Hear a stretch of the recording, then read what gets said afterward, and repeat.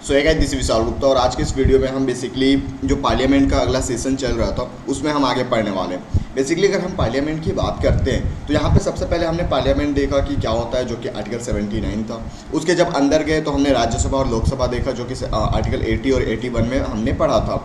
आज हम उसके बाद पढ़ेंगे। और बेसिकली अगर हम बात करते हैं पार्लियामेंट की तो यहाँ पर आप देख सकते हो कि इसमें हमें स्पीकर के बारे में भी पढ़ना है, क्योंकि अगर आप बताओ आपके क्लास में टीचर्स रहते तो अलग बात है, अगर टीचर्स नहीं रहते तो क्लास मॉनिटर होता है जो कि पूरे क्लास को क्या करता है, अपने डिसिप्लिन में लाने की कोशिश करता है। तो सेम उसी तरीके से अगर हम बात करते हैं लोकसभा की और राज्यसभा की तो वहाँ पे भी किसी ना किसी को हम हेड बना के रखते हैं ताकि वो कुछ भी प्रॉब्लम हो, क्योंकि आपको पता है कि लोकसभा में ज़्यादा पढ़े लिखे लोग भी नहीं जाते और उनको क्या कैसे बोलना है, क्या करना है, कब खड़ा होकर बोलना है, ये सब आइडियाज़ नहीं होते। तो उनको एक हेड की ज़रूरत होती है जो कि उनको कंट्रोल कर पाए, और उसी को हम बोलते हैं स्पीकर। और स्पीकर अगर नहीं रहता है तो डिप्टी स्पीकर जो कि लोकसभा में रहते हैं। और उसी तरीके से सेम अगर हम राज्यसभा की बात करते हैं तो राज्यसभा में आप देख सकते हो चेयरमैन और डिप्टी चेयरमैन, इसके बारे में हम बात करने वाले हैं।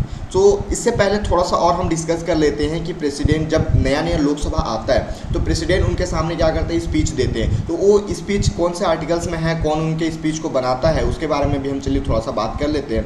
तो पिछले वीडियो में हमने आर्टिकल 84 तक कंप्लीट कर लिया था, कंक्लूड किया था। और अब हम यहाँ पे आर्टिकल 85 स्टार्ट करेंगे, जिसमें बोला गया है session for parliament proportion and dissolution, right. So यहाँ पे आर्टिकल 85 में बोला गया है कि जो संसद का सत्र होता है, संसद का सत्र आपको पता है कि 3 सत्र होते हैं जो कि साल में 3 बार बुलाया जाता है। अभी हम उसके बारे में आगे बात करने वाले हैं। लेकिन इसको बुलाएगा कौन, क्या स्पीकर बुलाएगा या फिर हर एक मंत्री जो रहते हैं वो बुलाएंगे? सो नहीं, यहाँ पे जो भी बुलाएगा वो क्या है, वो प्रेसिडेंट बुलाएंगे। जो भी सत्र आपको बुलाना होता है कि सबको आओ और सत्र यहाँ पे स्टार्ट होने वाला है, तो वो सत्र के लिए कौन बुलाता है, संसद बुलाते हैं।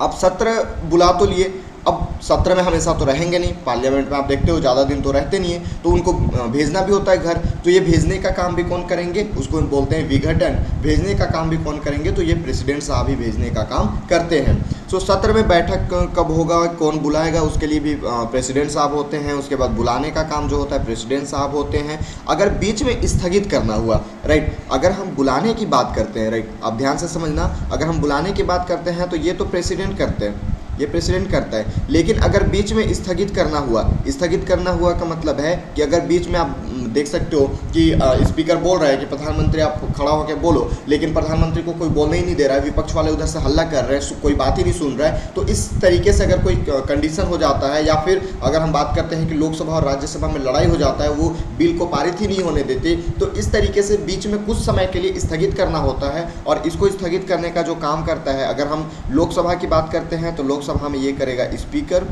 और वहीं सेम जगह पे अगर हम राज्यसभा की बात करते हैं तो राज्यसभा में कौन करेगा, चेयरमैन करेगा। मैंने आपको बताया था कि जो चेयरमैन होता है वो वाइस प्रेसिडेंट ही होता है। तो इस तरीके से स्थगित कर सकता है, लेकिन स्थगित तो कुछ समय के लिए होगा।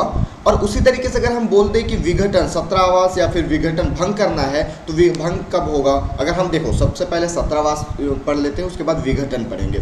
सत्रावास कहने का मतलब है कि सत्र कंप्लीट हो गया, सत्र कंप्लीट हो गया, तो सत्र कंप्लीट जब हो जाएगा तो उसको भेजने का काम मैंने बताया कि प्रेसिडेंट करता है।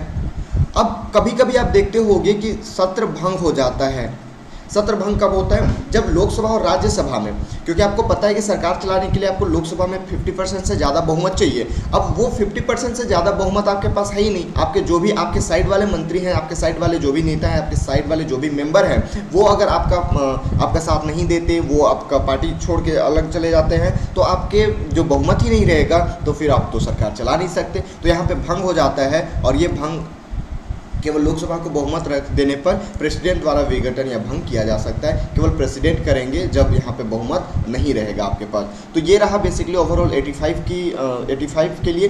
ये आप आर्टिकल्स वाइज नहीं याद रखोगे फिर भी चलेगा, बस इतना आपको याद रखना है कि सत्र कौन बुलाता है, कौन विघटन करता है, स्थगित कौन करता है, इस तरीके से आपको याद होने चाहिए, राइट। वहीं पर अब हम बात करते हैं आर्टिकल 86 में, तो यहाँ पे प्रेसिडेंट का स्पीच बोला गया है। आप जानते हो कि जब चुनाव होता है, इलेक्शन के टाइम पे, इलेक्शन जब होता है और यहाँ पे न्यू लोकसभा मेंबर होता है, न्यू लोकसभा मेंबर आते हैं, ये आपको पता है। ये हमारे पास लोकसभा है, ये राज्यसभा है। इसमें 545 सदस्य होते हैं, इसमें 245 सदस्य होते हैं। तो जब लोकसभा में न्यू मेंबर आते हैं, तो न्यू मेंबर आप देखते होंगे कि जब आपका क्लास नया लगता है तो एक टीचर आते हैं और आपको पूरा रूल रेगुलेशन बताते हैं कि आपको ये करना है। सपोज आप किसी क्लास में हो और कोई टीचर आया तो डायरेक्टली पढ़ाना तो स्टार्ट नहीं करता, सबसे पहले बताता है सिलेबस के बारे में कि ये हमारा सिलेबस है, इसको हम इस तरीके से पढ़ेंगे, यहाँ पे मैं इस तरीके से क्लास आपका लूँगा। तो ये जो होता है उनको जो रूल रेगुलेशन बताता है, उनको मोटिवेट करता है, देश के लिए वो जो करने के लिए मोटिवेशन वहाँ से मिलता है, वो सारा चीज़ जो भी स्पीच देता है वो पहला स्पीच होता है प्रेसिडेंट का। मतलब प्रेसिडेंट पहला स्पीच देगा कब? जब नया लोकसभा बनकर आएगा। अब यहीं पे बात करते हैं कि जब नया लोकसभा बनकर आएगा और ये स्पीच देगा, जो कि आर्टिकल 86 में बोला गया है, और यहीं पे बोला गया है कि जो प्रेसिडेंट है उसका जो स्पीच होगा वो कौन बनाएगा? तो उसका स्पीच बनाएगा मंत्रिमंडल। मंत्रिमंडल कौन? ग्रुप ऑफ मेंबर, जो कि मैंने लास्ट वीडियो में आपको बताया था, काउंसिल ऑफ मिनिस्टर से जो छाट के बनाया जाता है, जिसमें प्रेसिडेंट हुआ करते थे, कैबिनेट मिनिस्टर हुआ करते थे और राज्य मंत्री स्वतंत्र प्रभार हुआ करते थे। वही मंत्रिमंडल इनका क्या करेगा? इनका स्पीच बनाएगा। तो ये आर्टिकल 86 में बस आपको इतना याद रखना है कि प्रेसिडेंट का जो स्पीच होता है न्यू लोकसभा के लिए वो प्रेसिडेंट देते हैं। अब आते हैं हम 87 में, special address by the president. अब 87 क्या बोलता है कि जो प्रेसिडेंट स्पेशल स्पीच देंगे वो हर एक साल के फर्स्ट टाइम पे देंगे, राइट? मतलब सपोज ये 2022 चल रहा है तो 2022 का जो न्यू ईयर है उसमें ये प्रेसिडेंट साहब देंगे, उसके बाद 2023 में भी देंगे। मतलब हर एक साल उनको स्पीच देना ही देना है जाके, क्योंकि प्रेसिडेंट आपका पार्लियामेंट में नहीं बैठता, वो उनका अपना अलग उनका महल है, वहाँ पे जाके बैठते हैं। लेकिन वो जब उनको स्पीच देना होता है या फिर जब और भी काम होते हैं तो वहाँ पे पार्लियामेंट में आते हैं और अपना काम करके चले जाते हैं, स्पीच दे के चले जाते हैं। और यहीं पे आप याद रखोगे मंत्रिमंडल इसका देता है। अब रही बात ये कि जब मंत्रिमंडल इसका आपको जो भी स्पीच है मंत्रिमंडल बनाता है, तो अगर हम बात करते हैं कि प्रेसिडेंट आए, स्पीच दिए और चले गए, अब प्रेसिडेंट का स्पीच कितना अच्छा है, कितना पावरफुल है, ये भी तो डिस्कशन करना जरूरी है। अब ये चीज़ डिस्कशन करना होता है। और अगर आप बताओ कि अगर प्रेसिडेंट का स्पीच अगर अच्छा है तो किसका वहाँ पे बड़ाई होगा? प्रेसिडेंट का बड़ाई होगा या फिर मंत्रिमंडल का बड़ाई होगा? क्योंकि आप अगर सही काम करते हो तो बड़ाई लोग आपकी करेंगे, आपकी प्रशंसा करेंगे। तो मंत्रिमंडल ने जब स्पीच बना के दिया है तो वो सारा चीज़ क्या होगा? मंत्रिमंडल के लिए ही होगा। और मंत्रिमंडल का यहाँ पे क्या होता है कि इसको पारित करते हैं कि हाँ ये सही रहा कि नहीं, स्पीच कितना पावरफुल रहा, स्पीच को जो बनाया है उसके लिए यहाँ पे। और यहीं पे वोटिंग होता है। और अगर आप स्पीच आपका खराब रहा, सब लोग आपको पारित नहीं कर पाए, क्योंकि मंत्रिमंडल 50%, मैंने आपको बताया सरकार चलाने के लिए 50% चाहिए आपको, लेकिन मंत्रिमंडल में तो 50% नहीं होते, उसमें तो मुश्किल से 15% से भी कम लोग होते हैं, राइट? तो वो यहाँ पे इसको क्या करते हैं? पारित करते हैं कि ये जो स्पीच था वो सही है कि नहीं। और अगर पारित नहीं कर पाते हैं तो जितने भी मंत्रिमंडल के सदस्य होते हैं सबको इस्तीफा देना पड़ता है। आप समझ सकते हो कि ये स्पीच, आपको भी लग रहा होगा कि सर आप क्या पढ़ा रहे हो, सर प्रेसिडेंट आते हैं, स्पीच देते हैं और जाते हैं, तो हमें क्या करना है इससे? बट आप देख सकते हो कि ये स्पीच आपका सरकार गिरा सकती है। सरकार कैसे गिरा सकती है? तो यहाँ पे आप देखो, थोड़ा ना पॉलिटी को लिंक करते हुए हम पढ़ते चलेंगे। सबसे पहला काम, जब प्रेसिडेंट यहाँ पे आपका स्पीच देगा, वो स्पीच बनाता है मंत्रिमंडल। जब मंत्रिमंडल बनाता है और फिर उसके जो भी मेंबर्स हैं वो उस स्पीच को पारित करते हैं कि ये स्पीच सही है या फिर गलत है। तो जब पारित कर देते हैं तब तो ठीक है, वेल एंड गुड। बट अगर पारित नहीं कर पाते हैं तो जितने भी मंत्रिमंडल हैं उनको क्या करना पड़ता है? इस्तीफा देना पड़ता है। अब आप समझ सकते हो कि जब 50% से पारित नहीं कर पाए, मतलब कि 50% लोग एक साथ नहीं है, मतलब ये हुआ कि आपके जो भी सरकार है, आपके अंदर के लोग ही आपके साथ नहीं है। और इसी का फायदा उठा के जो विपक्ष वाले होते हैं वो अविश्वास प्रस्ताव पारित कर देते हैं, अविश्वास प्रस्ताव ला लेते हैं और उसे भी वो पारित करा लेते हैं। अब अविश्वास प्रस्ताव क्या होता है? तो यहाँ पे आप 87 पे रहो, आप स्पीच पे फोकस करो। अविश्वास प्रस्ताव जब हम आगे पढ़ेंगे तो मैं वहाँ पे बताऊँगा क्या होता है अविश्वास प्रस्ताव, क्या होता है विश्वास प्रस्ताव। इस तरीके से बहुत सारे प्रस्ताव होते हैं। ये संसद में जो भी कार्रवाई होती है सबको हम एक एक करके पढ़ने वाले हैं। संसद में जो भी स्पीच, जितने भी वहाँ पे कार्रवाई होती है, संसद कब लगते हैं, कैसे लगते हैं, क्या क्या उनके हावर होते हैं, कितने घंटे, क्या कौन सा आप काम कर सकते हो, वहाँ पे सब चीज़ बताऊँगा वहाँ पे। लेकिन अभी हम यहाँ पे बात करते हैं कि वो जो उसका स्पीच होता है उसको अगर पारित करना बहुत ज़रूरी होता है। इसीलिए यहाँ पे आप देख सकते हो अभी तक तो ऐसा कोई कंडीशन नहीं हुआ है कि स्पीच पारित नहीं हुआ है, लेकिन ऐसा अगर हो तो सारे मंत्रिमंडल को इस्तीफा देना पड़ सकता है। इवन आपके प्रधानमंत्री को भी इस्तीफा देना पड़ सकता है, क्योंकि वो भी मंत्रिमंडल के हेड हैं। आ रही बात समझ में? चलिए तो आगे हम चलते हैं और यहीं पे मैं आपको बताऊं कि अगर हम बात करते हैं 87 में तो ये तो हो गई। अब हम बात करते हैं थोड़ा सा 89 में, राइट। 89 की हम बात कर देते हैं, जो कि आप थंबनेल में भी देखे होंगे। यही आज का हमारा मेन जो टॉपिक है वही है the chairman and deputy chairman of the council of state. So council of state, इसको हिंदी में बोलते हैं राज्यसभा। तो राज्यसभा की हम पहले बात कर लेते हैं। और राज्यसभा आप देख सकते हो, ये अगर हमारा संसद भवन है, संसद है, यहाँ पे आप देख सकते हो ये लोकसभा, ये राज्यसभा। यहाँ पे 545 सदस्य, यहाँ पे 245 सदस्य। अब 245 सदस्य को मैनेज में रखने के लिए, इनको डिसिप्लिन में रखने के लिए कोई एक हेड चाहिए, और ये हेड होता है चेयरमैन। अब चेयरमैन कौन होता है, तो आपको पता है चेयरमैन कौन होता है, तो वाइस प्रेसिडेंट होता है, वाइस प्रेसिडेंट होता है, राइट। तो ये चेयरमैन है। अब चेयरमैन अगर कहीं जाता है, चेयरमैन अगर नहीं रहता है, तो इसके जगह पे कौन आ जाता है, डिप्टी चेयरमैन, डिप्टी चेयरमैन। तो ये दो पद हैं, इनका बात आप देख सकते हो। अभी जब मैं आपको बताऊंगा, स्पीकर का पावर दिखाऊंगा और चेयरमैन का पावर बताऊंगा, तो आप देख सकते हो कि प्रधानमंत्री भी इनके सामने कुछ नहीं है। अगर एक बार लोकसभा का स्पीकर बोल दे कि प्रधानमंत्री आपको बैठना है, आपको नहीं बोलना है, तो प्रधानमंत्री को बैठना ही पड़ेगा। अगर वो ज़्यादा बोलेगा तो उसको बाहर फेंकवा भी सकता है। इतना पावर होता है स्पीकर के पास और चेयरमैन के पास अपने सदन में। हाँ, लेकिन यहाँ पे कंडीशन ये है कि चेयरमैन का पावर जो है वो राज्यसभा में ही है, लोकसभा में वो कुछ नहीं कर सकता। उसी सेम तरीके से अगर हम स्पीकर की बात करें, अध्यक्ष की बात करें, तो वो लोकसभा में उसका पावर है, राज्यसभा में वो कुछ नहीं कर सकता, राइट।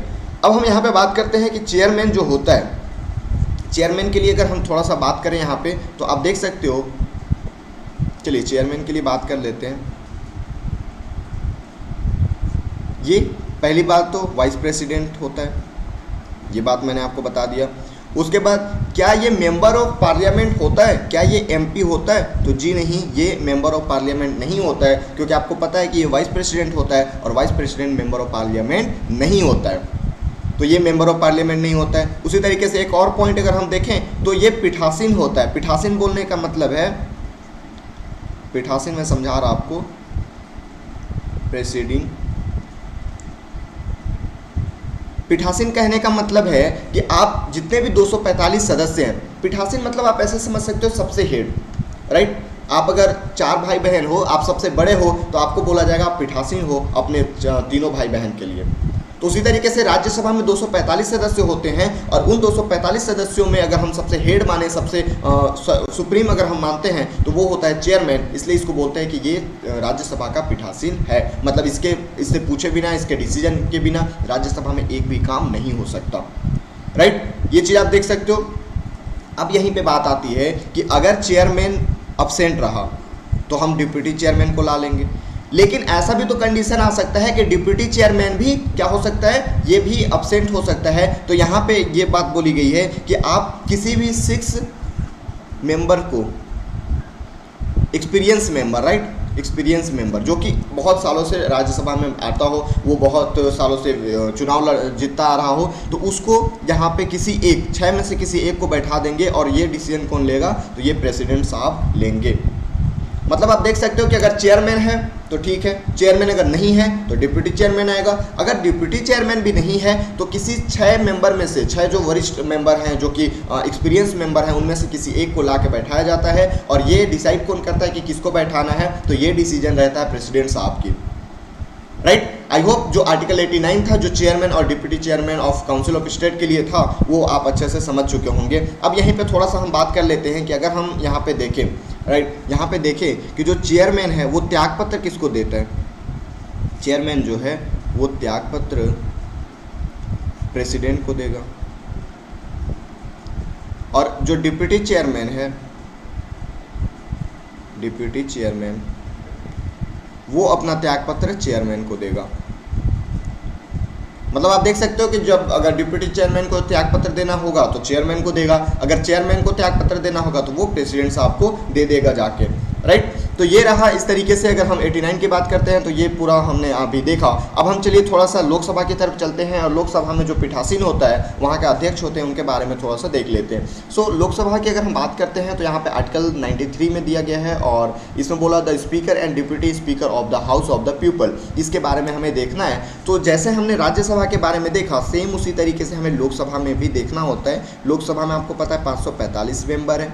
अब इन 545 को कंट्रोल करने के लिए एक अध्यक्ष होता है जिसे हम स्पीकर के नाम से जाने जाते हैं। अभी जो हमारे पास वर्तमान स्पीकर है कौन है, आप कमेंट करके बताना। अभी जो भी बीजेपी की सरकार है उसमें स्पीकर कौन है, जल्दी से कमेंट करके बताओ। चलो तो आप कमेंट करके बताना, मैं बता दे रहा हूँ तब तक। ये हमारा जो स्पीकर है अभी ओम बिरला जी हैं, राइट, जो कि कोटा के मेंबर थे, मेंबर ऑफ पार्लियामेंट।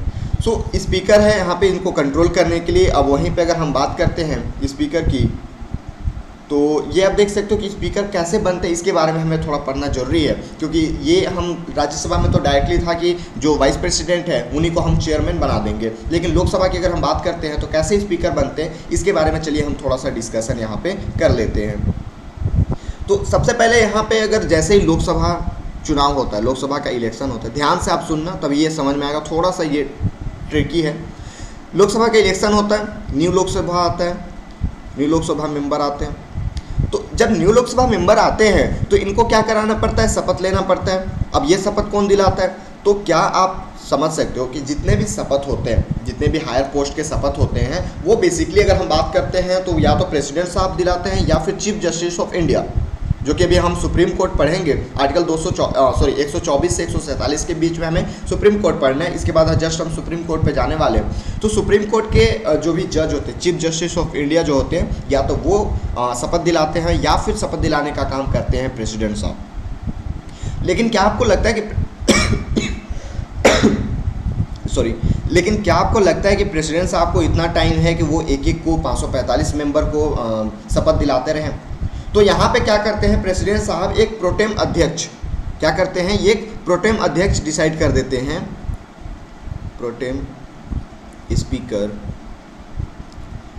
ये अस्थायी अध्यक्ष होता है, अस्थायी अध्यक्ष होता है, राइट। अब अस्थायी अध्यक्ष होता है, इसका काम, इसको नियुक्त कौन करता है, तो प्रेसिडेंट इसको नियुक्त करते हैं। और इसका काम क्या होता है, तो ऑथ दिलाना होता है, शपथ दिलाना होता है। किसको शपथ दिलाना होता है, तो न्यू मेंबर को दिलाना होता है, न्यू एमपी को दिलाना होता है। इसका काम, जैसे लोकसभा का जो भी आया, लोकसभा के इलेक्शन हो गया, सारे मेंबर्स आ गए। अब सपोज मुझे उठा के राष्ट्रपति मेरे को प्रोटेम स्पीकर बना दिया। अब मेरा एक ही काम है, सिर्फ प्रोटेम स्पीकर का केवल एक ही काम है कि मुझे जितने भी मेंबर हैं, 545 मेंबर हैं, सबको शपथ दिलाना है। आप आओ और शपथ दो, आप आओ, ऐसे करते हुए कि माननीय आप आइए और शपथ दीजिए, माननीय आप आइए और शपथ दीजिए। तो इस तरीके से करते हुए मुझे 545 लोगों को शपथ दिलाना पड़ेगा। अब जैसे ही शपथ दिला दिया तो मेरा तो काम कंप्लीट हो गया, राइट।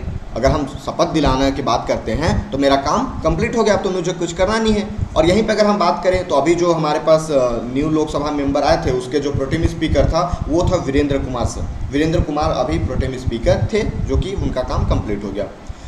अब जैसे ही प्रोटेम स्पीकर का काम कंप्लीट होता है तो यहाँ पे अब किसी एक को बनाते हैं स्पीकर। अब ये कौन बनाता है, तो ये लोकसभा के जो मेंबर होते हैं वही लोग अपने में डिसाइड करते हैं कि ये हमारे साइड से स्पीकर रहेंगे, हम इनका बात मानेंगे, हम इनके अंदर काम करेंगे।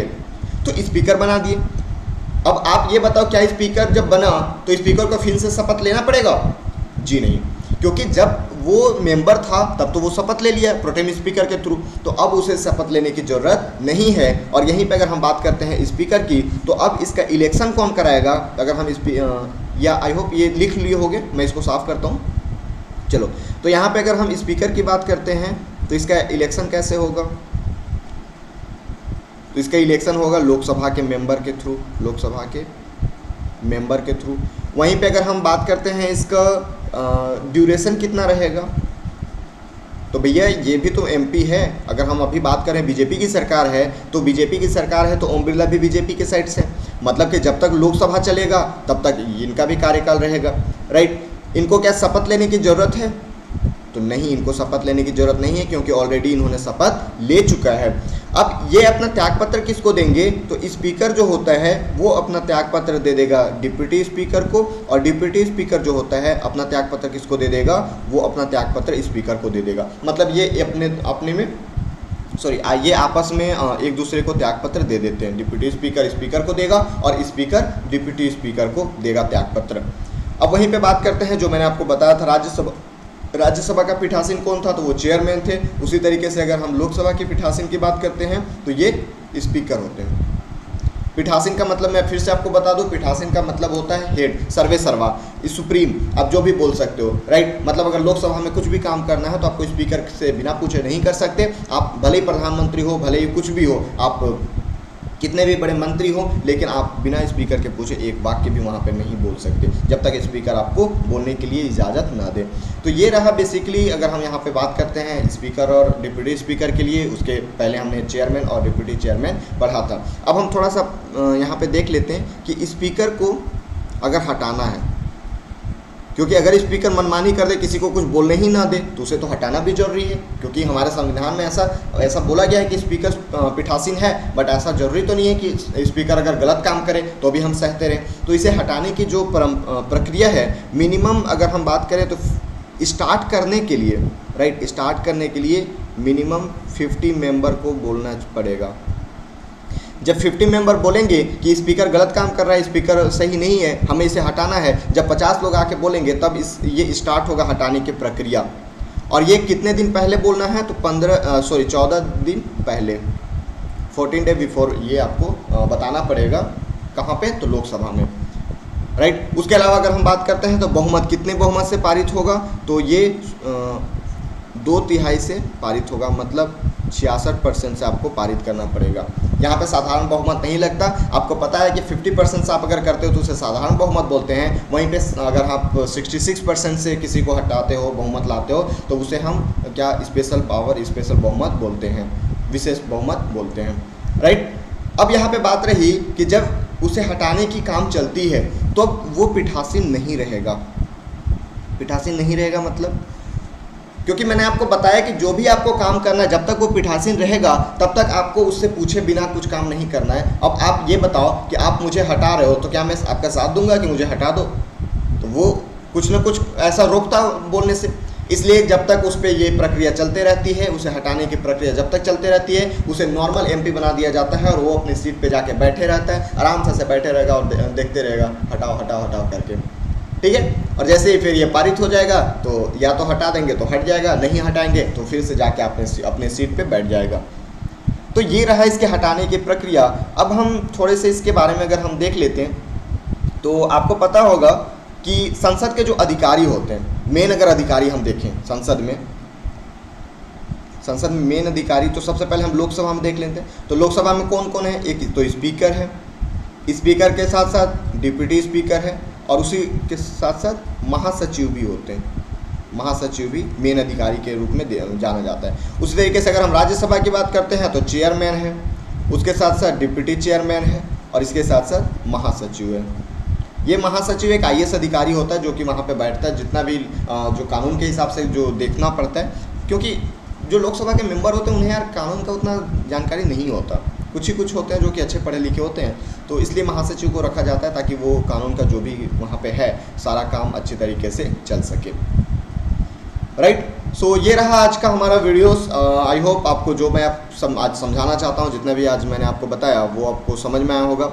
सो यदि आपको समझ में आ रहा है, वीडियो अच्छा लग रहा है, तो प्लीज़ वीडियो को लाइक करना है। एंड जितने भी देख रहे हो यार, वीडियो को प्लीज़ लाइक करके जाना, और चैनल पर नए हैं तो प्लीज़ चैनल को सब्सक्राइब कर लेना। इसी तरीके से हमें मोटिवेशन मिलते रहता है। एंड आगे की वीडियो में हम अब लोकसभा तो हमारा हो गया, राज्यसभा भी हो गया, एंड पूरा पार्लियामेंट हमने पढ़ लिया। अगर आप बोलोगे दो अभी हमारे पास कंडीशन है, क्योंकि ये आपका पहला क्लास है तो हम ज़्यादा डीप में भी अगर अभी हम जाते हैं, क्योंकि इसके बाद हमें जाना पड़ता है जो कार्यकाल होता है, राइट। कार्यकाल बोले तो कि जो भी संसद में काम होते हैं, जितने भी मंत्री लोग का काम होता है वो या तो मैं पढ़ाऊंगा, या फिर इसके बाद आप बोलते हो तो सुप्रीम कोर्ट हम पढ़ेंगे। तो आप कमेंट करके बताना कि इसमें क्या आप इसके बाद चाहते हो, क्योंकि अगर हम अगर हम संसद के जो भी कार्य वहाँ पे होता है, अगर उसके बारे में पढ़ना चाहते हैं तो वो थोड़ा डीप में हो जाता है, और उसके लिए टाइम हमें लगेगा। लेकिन अगर आप चाहते हो कि नहीं हमें अभी केवल फंडामेंटल करना है, ओवर करना है, मतलब ऊपर ऊपर से करना है, तो क्योंकि ऊपर ऊपर से नहीं, मैं भी डीप में ही जाके पढ़ा रहा हूँ, लेकिन आपको अगर चाहिए कि नहीं अभी हम